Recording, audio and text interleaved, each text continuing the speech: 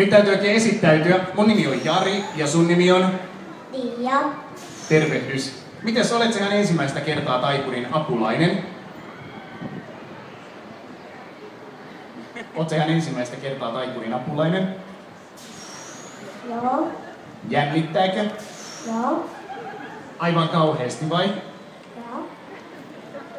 Ei tarvii jännittää. Nyt jos olet oikein tarkka, niin sä voit huomata, sittenkin tässä molempien taikasauvojen välissä kulkee yksi hyvin ohut lanka. Se lanka kulkee tuon taikasauvan päästä tuohon toiseen taikasauvaan yhdistäen ne. Satutko näkemään tässä keskellä välissä?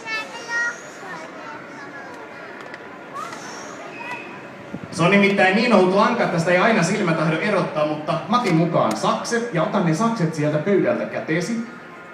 Saanko pyytää, jos koitat oikein varovasti leikata tästä puolivälistä poikki.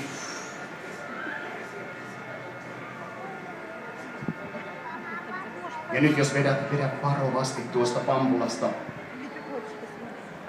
Taputetaanpa hieman. Hei, mutta äsken kun mä aloitin tämän tempun, niin ei nämä pampulat kyllä tässä asennossa olleet. Hei, se taikalanka, jonka äsken leikkasin poikki, niin huomaatko se roikkuu nyt tässä meidän yläpuolella, tässä meidän välissä? Satutko näkemään? Katso vähän ylemmäs, se taitaa mennä tuossa. Otetaanko yhdessä kiinni? Ota sieltä kiinni, nouse varpaille seisomaan, kurkota ylös asti. Nyt kun mä lasken 3, vedetään ihan tuonne lattiaan saakka. 1, 2, 3.